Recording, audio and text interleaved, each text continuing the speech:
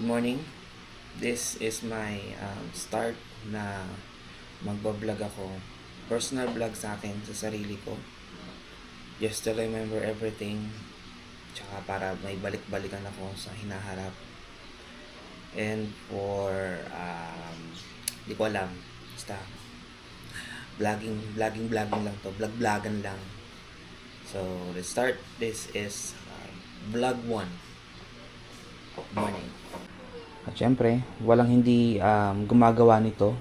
Lalo na kung ikaw ay nakatokang maglinis ng bahay. Linisin muna natin tong table.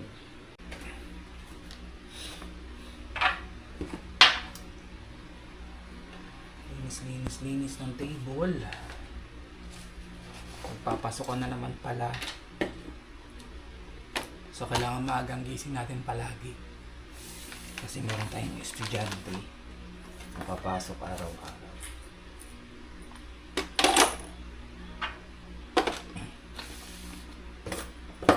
Yan.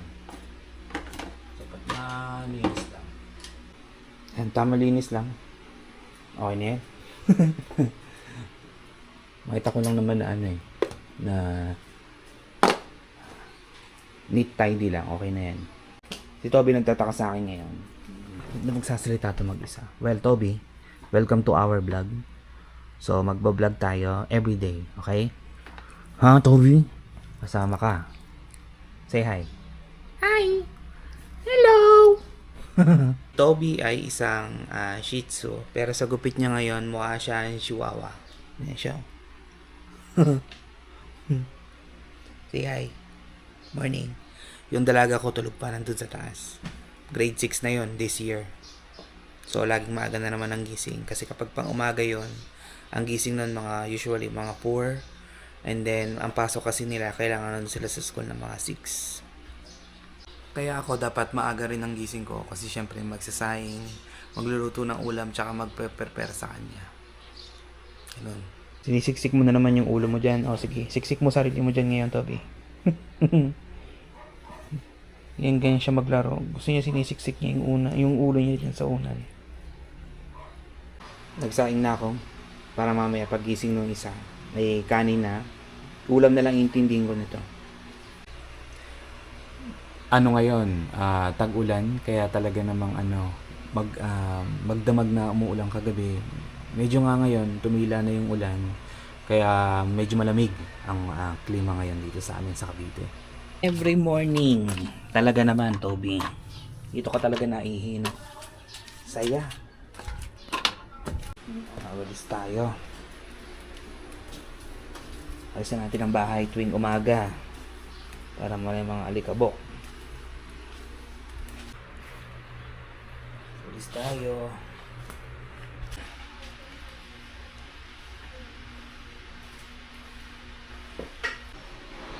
Toby, tabi muna dyan. Kung humarang dyan, bubugbugin kita. Buti naman umupo ka dito ng kusa, Toby.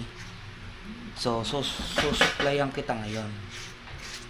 Babrush ko yung iyong summer cut na buhok.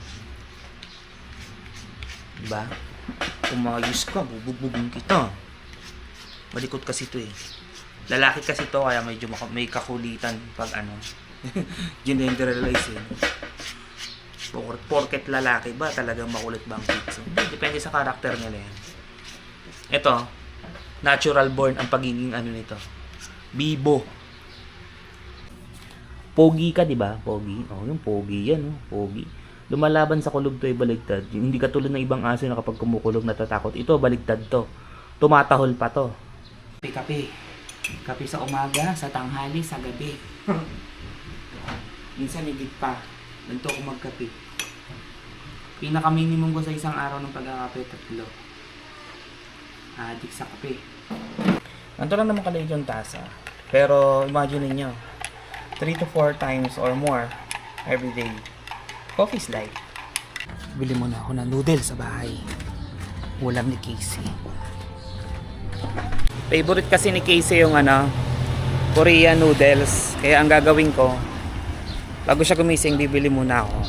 Mga nasa 40 plus ata yun dito malapit sa amin. Buti na lang kamo yung favorite niyang noodles na yun. May nabibilan dito sa malapit.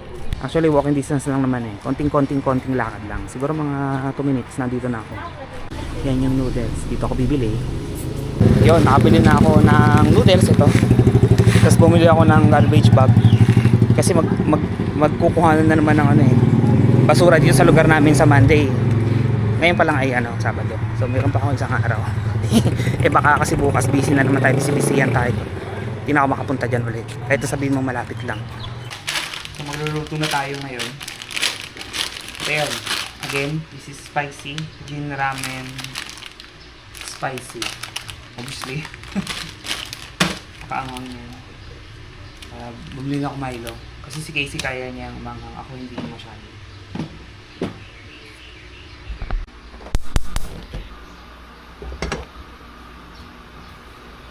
Pakalain lang natin yan. Tapos, ako naman ay Milo.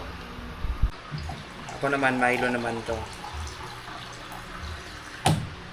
Pang kontra sa super anghang na noodles. Init. Kalahati lang ang ano ko eh. Pag dito pala ng Milo, siguro kayo din. Kalahati mainit, kalahati malamig. Mukhang mauuna ko pang mauubos tong Milo kaysa maluto ko yung noodles. Sarap. Gising na anak ko. Usual sa mga bata, common, hawak agad cellphone. Casey, magilamos ka muna anak ko maganda. Sige na. Go. Lamos ka muna ha. Yan. Sunuring bata. Ito na ang noodles. Casey, tara kain na anak. Konti lang sa akin dito ko nilalagay. Sa kanya kasi ito lahat. Ubusin niya yan. Ubus tayo ng plato. Ako na nagluto. Ako pa nagubos ng plato. Doon ako kamalangan ako. At dito sa taas, ako naman ay mag-aayos ng higaan. Bubuksan ko tong bintana na to para pumasok yung hangin na malamig kahit papano at lumabas yung mainit.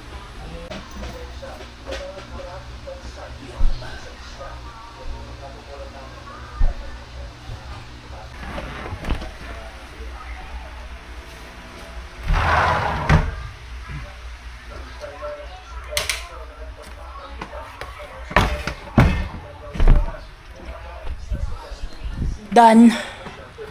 Basta tayo sa taas. Wala tayo sa baba. Medyo mainit dito eh. Tiklop tayo ng damit. Pero kung pinawin muna natin syempre. Tiklop ng damit. Tiklop. Tiniklop ko na tong mga damit na to. Kasi bukas ako ay maglalaba.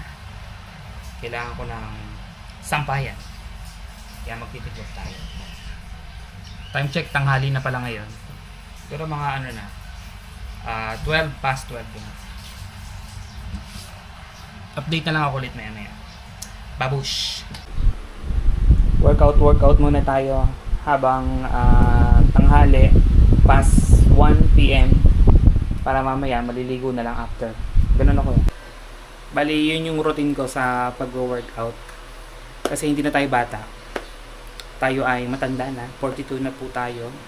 Medyo high blood. So, kailangan natin mag-exercise. Lumabas muna kami ng anak ko dito. Nag-i-e-bike kami. And then, napadaan kami dito sa may circle. Gumagawa sila ng magandang garden. Ganda. Ginagawa nilang garden, no? Nandito sa may rotonda. Rotonda to eh. Kasi nilalagyan nila ng mga ng bulaklak. Ganda ng pagkagagawa nila. Meron silang bakod na kawayan. Galing! May ginagawa siguro ditong activity, may event siguro kasi pinagaganda nila yung yung circle, pero ang ganda naman, nabakuran para hindi nga naman masira yung tanim nila. Good.